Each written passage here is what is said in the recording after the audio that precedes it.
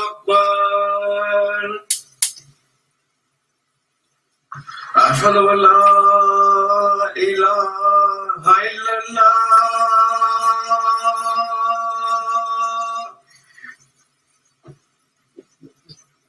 أشهد أن لا إله إلا الله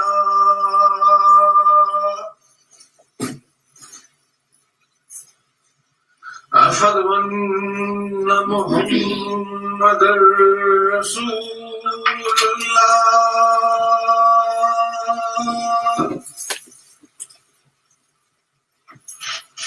أشهد أن محمدا رسول الله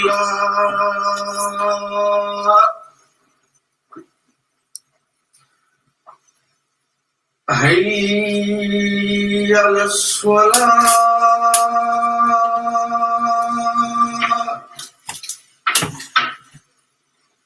حي على الصلاة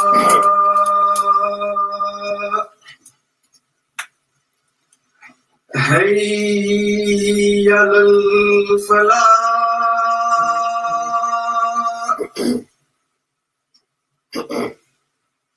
حي على الفلاح الله أكبر الله أكبر لا إله إلا الله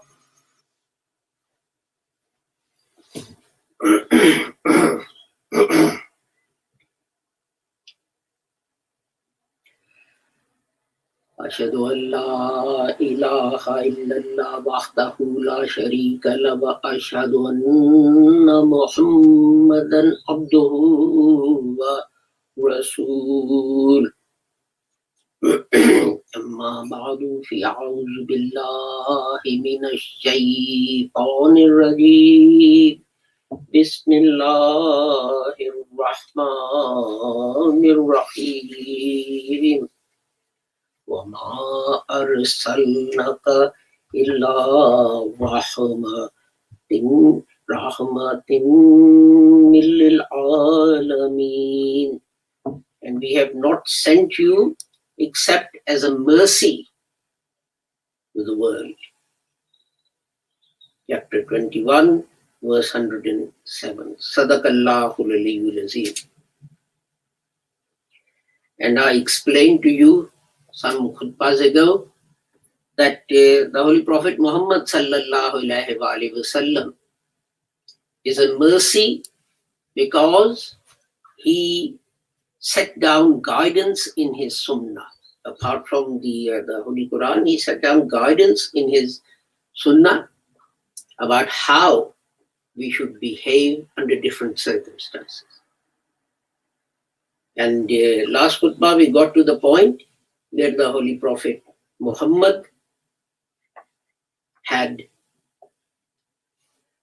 become ready to migrate to Medina. So let me recap that Medina was inhabited by Arabs and Jews, and there were two Arab tribes there, Khazraj and Aus, and they were constantly at war with each other, fighting and so on, and Medina was a very unlawful place. Now, what happened was that in 620 CE, at the time of Hajj, some people came from Banu Khazraj to Medina, and it was the time of Hajj, and so the Holy Prophet Muhammad went about explaining, propagating Islam to them, and he met them on a hill called Al-Aqaba in Mina, outside Mecca, and he preached Islam to them, and they embraced Islam. And the first thing they did was they took an oath. No, this was next year. And then they went back.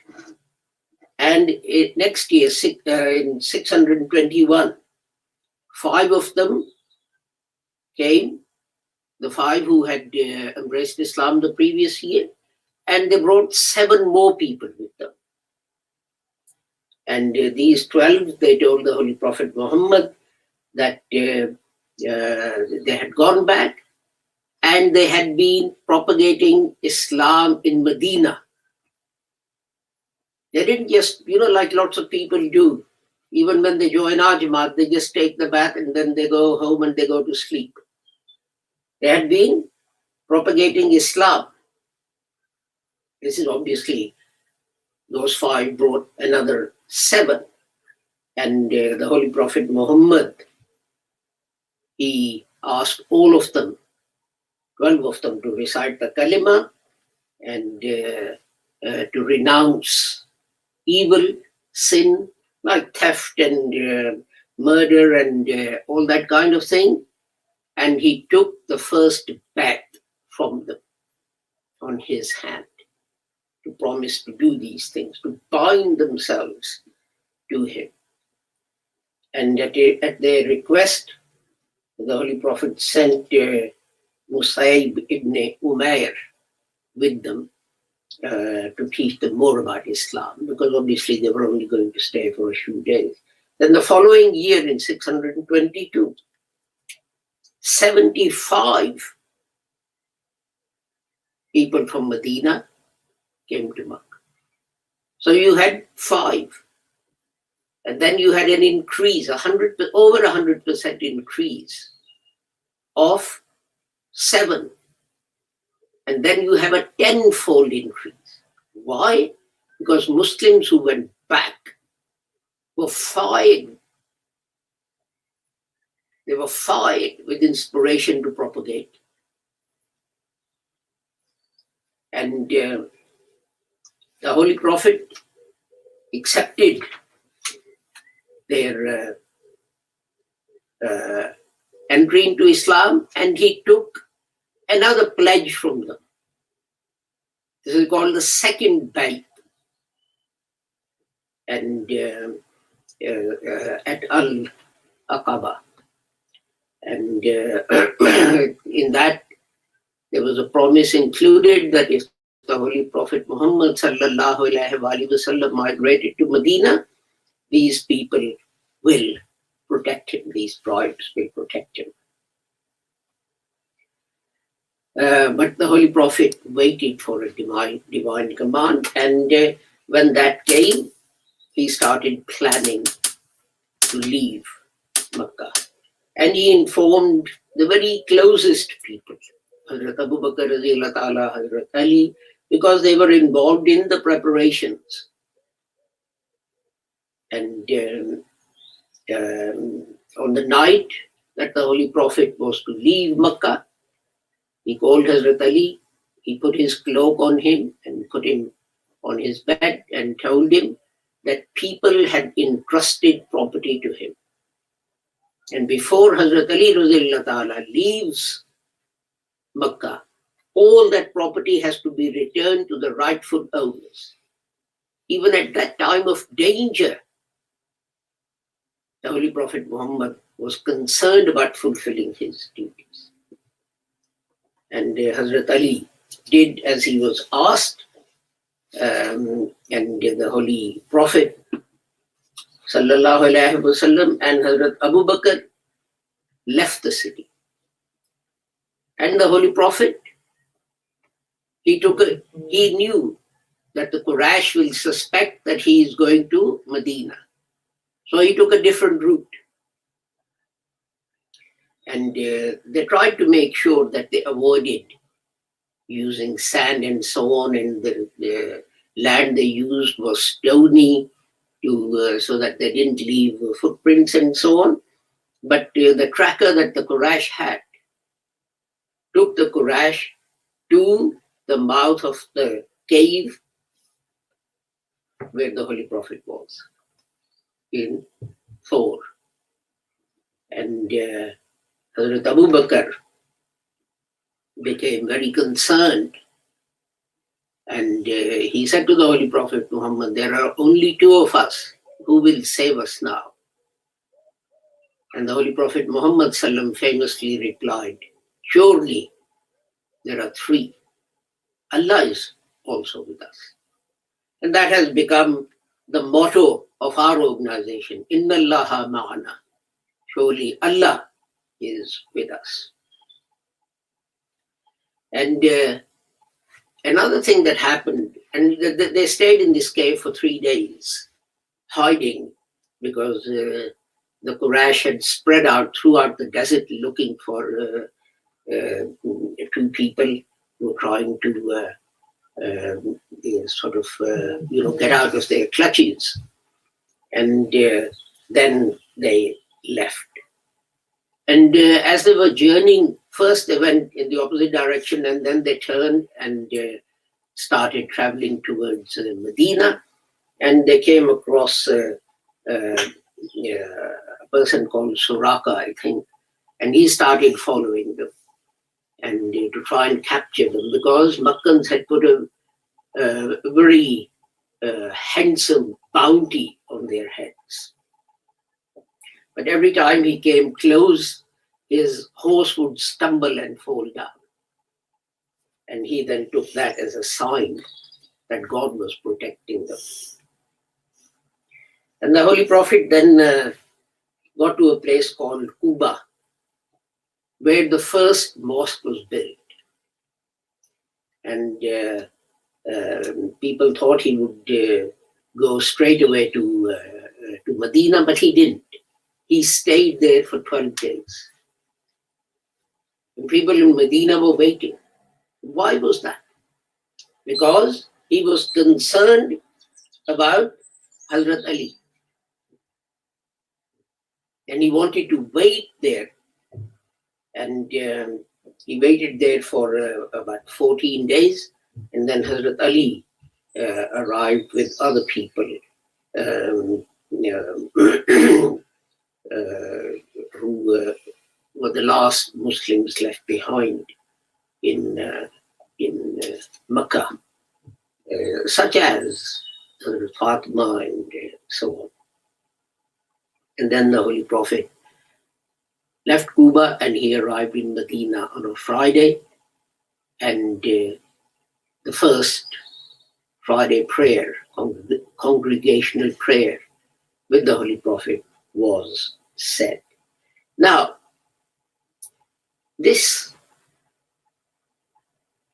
gives us many lessons from the life of the Holy Prophet. The first is that he tried his best in Makkah. But when the situation became dangerous, he tried Taif. He sent some Muslims to Abyssinia. He tried to propagate to the people of Taif. That didn't work. Hazrat Abu Bakr Radhiyallahu Ta'ala and the Holy Prophet had to flee from Taif to save their lives. They were being stoned. And then he tried Medina. You see, the lesson is that a true Muslim never feels depressed and he's never at a loss to do something. He's always trying.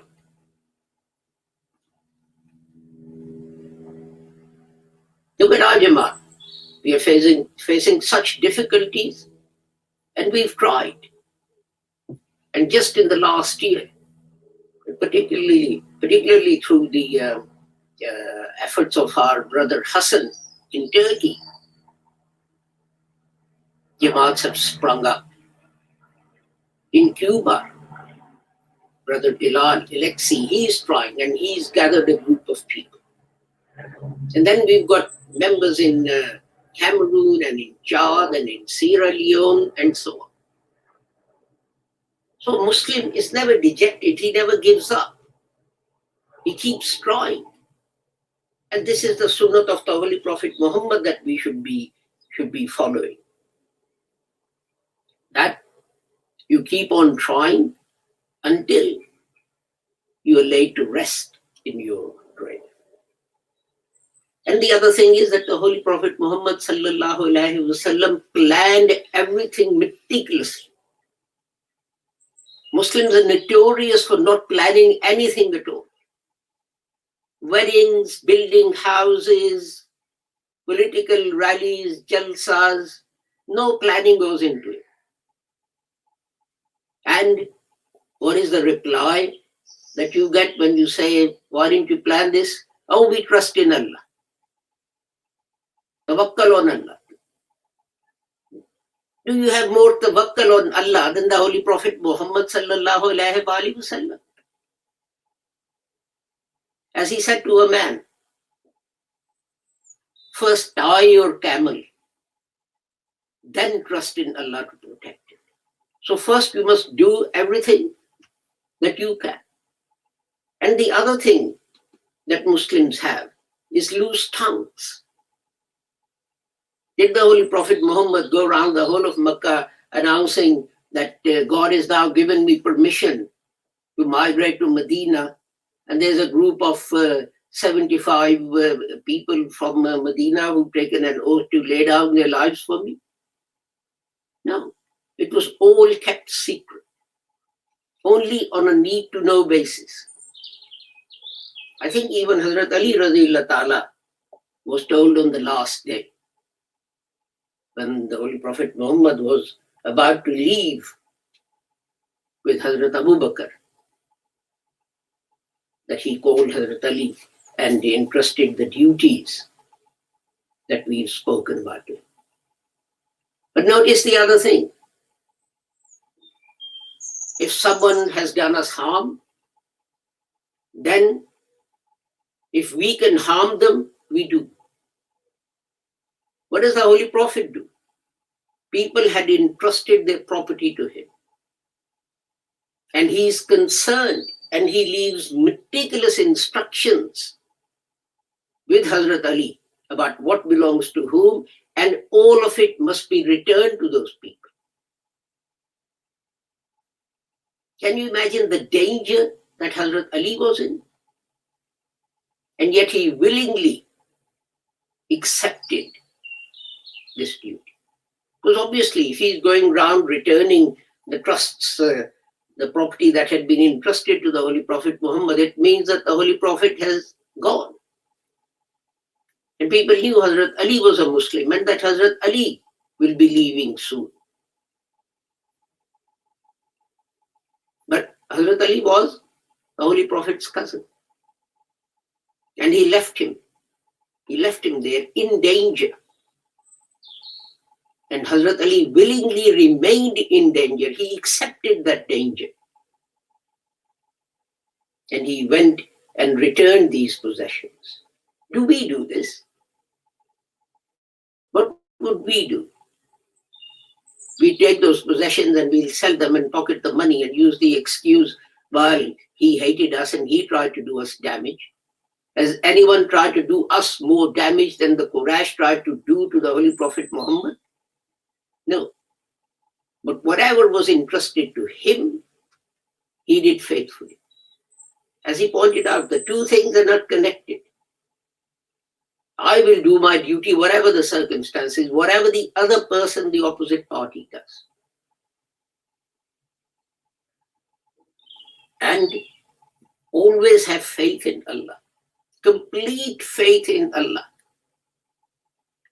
As I mentioned earlier on, the Quraysh got to the mouth of the cave. And even Hazrat Abu Bakr Radhiyallahu Ta'ala showed concern. There are only two of us. But the Holy Prophet Muhammad said, no, there are three. Inna Allaha ma'ana. If you do the right thing, God is with you. If you do the wrong thing, God is not with you. And you can expand the Jamaat, spread the Jamaat by doing many things. Whatever your profession, whatever job you're doing, if you do it honestly, that is one means of furthering the cause of Islam and the Jamaat. Yes, we have difficulties. But at the same time, we have seen over the last 12 months, as I said, an expansion. We have members in Cuba, we have new members in Florida, we have new members in Texas, we have new members in Cuba, we have new members in Dominican Republic, we have new members in Cameroon, in Chad, in Sierra Leone. Why? If you sit around crying, then nothing will happen. When we say follow the sunnah of the Holy Prophet Muhammad, it means take action. Don't just moan and groan. Take action.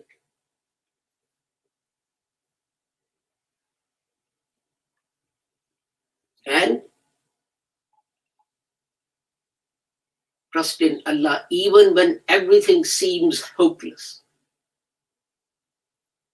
If you're doing His bidding, He will not forsake you. He will never forsake you. And this is certainly what I have seen in my life.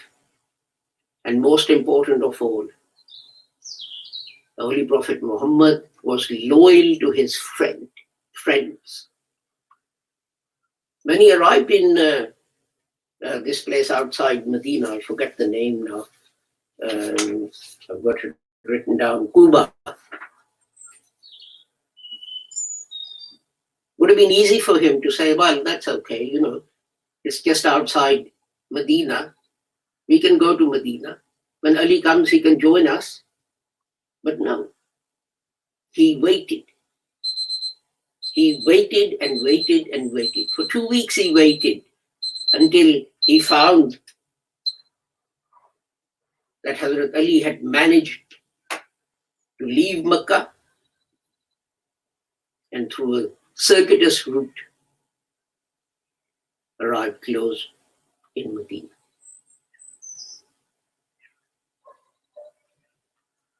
So the lesson to us is that we should be loyal to those who are loyal to us and our cause. There's no point in gathering a crowd of 1,000 people who at the first sign of trouble or problems are going to forsake you or even hand you over to the enemy to be executed or put in prison or whatever. If you have 10 who are loyal, if you have 10, and propagation is not about sitting at home and writing and publishing books and so on. Hazrat Mirza Ghulam Ahmad Sahib, alayhi salam, he's written, read. I think it's either Fatah Islam, Fatah Islam, where he says, one of the small branches of small tasks is writing books and disseminating them.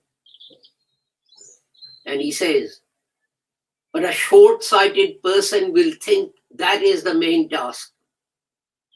But the task entrusted to me by a special ilham, by special revelation from Allah, is that I should ask people to take the path and join this Jamaat. That is the task entrusted to Hazrat Mirza Ghulam Ahmad by a special ilham. And now that he is gone, that mantle falls upon you and me and us. It is people who are important. People who are loyal to you who are important. We people in Cameroon, and I will end with this, have just built a mosque in an area. And someone said to me, well, this is just a small mud hut. And I said, yes. It is the iman, the faith of the people praying in the mosque that glorifies it, and not marble minarets and domes. The Masjid al-Nabawi in Medina was a mud hut. What made it great, what made it glorious, was the faith, was the iman of the people who prostrated in that wet and dirty floor. And look, those same people conquered the mightiest empires that existed at the time. So let's follow the sunnah of the Holy Prophet Muhammad in trying to overcome our problems and follow the instructions of the man the Holy Prophet Muhammad said was the Messiah and Mahdi for Muslims, and who was to revive Islam and defend Islam and the honor of the Holy Prophet Muhammad against all religions. Barakallahu lana wa lakum fil Qur'anil Azim wa nafa'ana wa iyyakum bil ayati wa zikril hakim innahu ta'ala jawadun kareemun malikun barrufur rahim.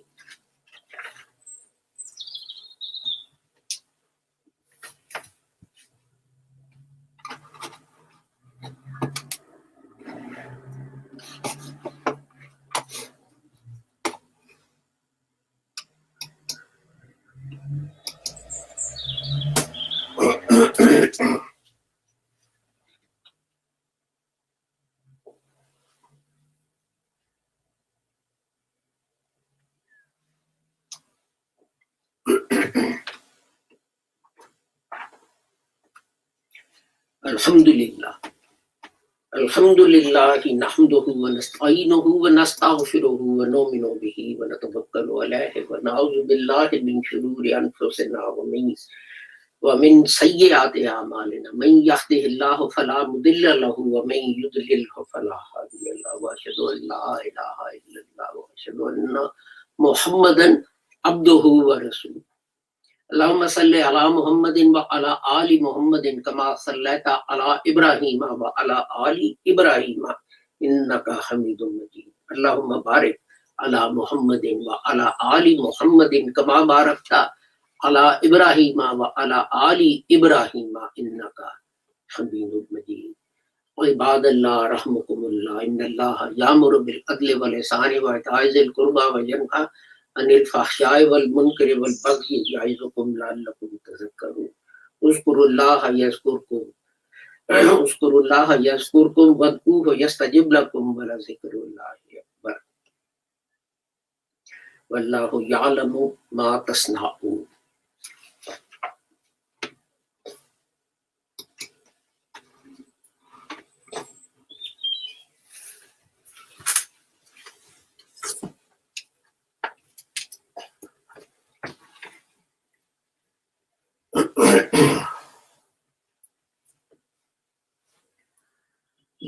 Allahu Akbar, ashhadu an la ilaha illallah, ashhadu anna Muhammadar Rasulullah, hayya ala salah, hayya ala falah, qad qamatis salat, qad qamatis salat. Allahu Akbar, la ilaha illallah. Allahu Akbar.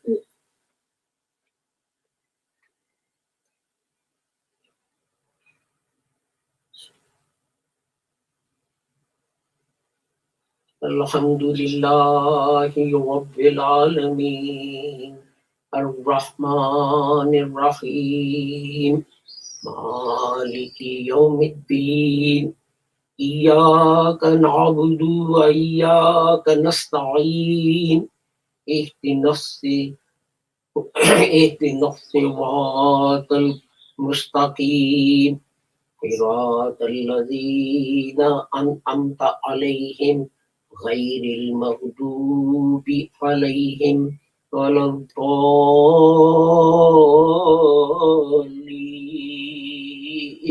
Amin.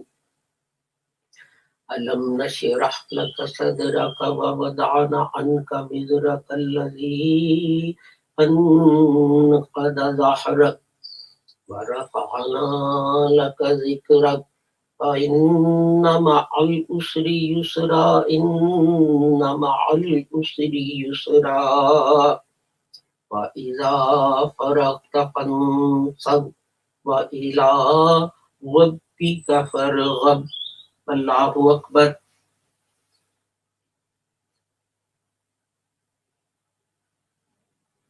سمع الله لمن حمده ربنا الله أكبر.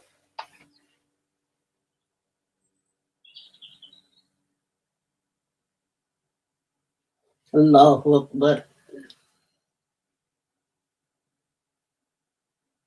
الله أكبر.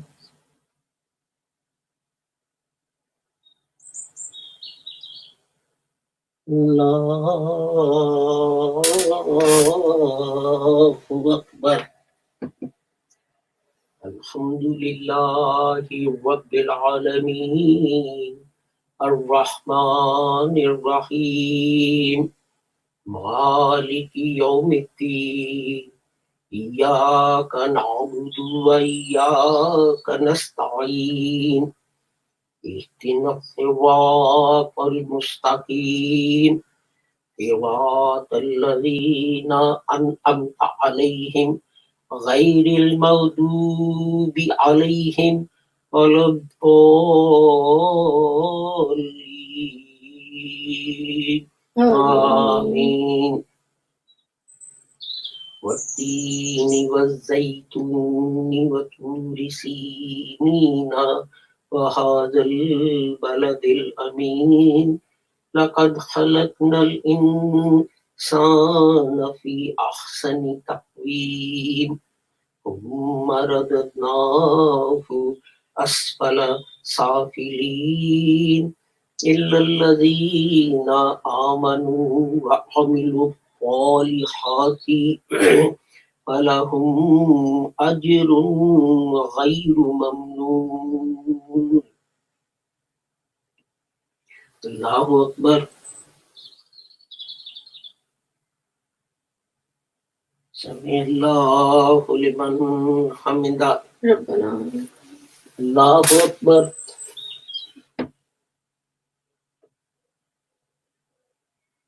الله أكبر.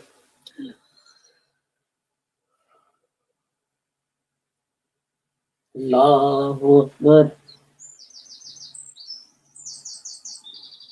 الله أكبر.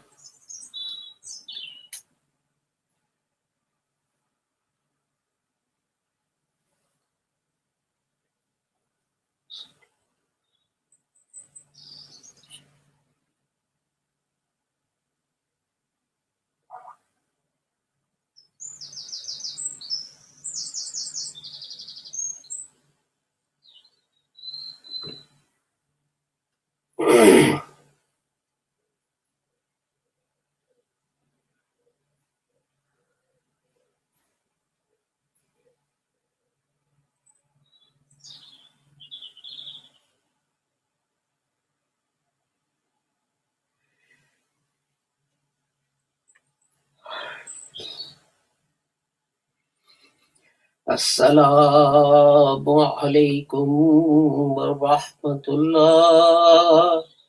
السلام عليكم ورحمة الله. اللهم أنت السلام أستغفر الله.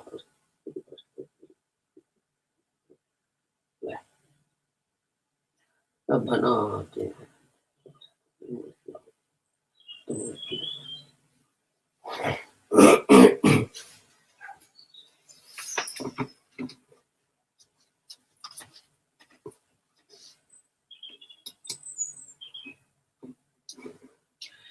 Thank you for joining us for our Friday service.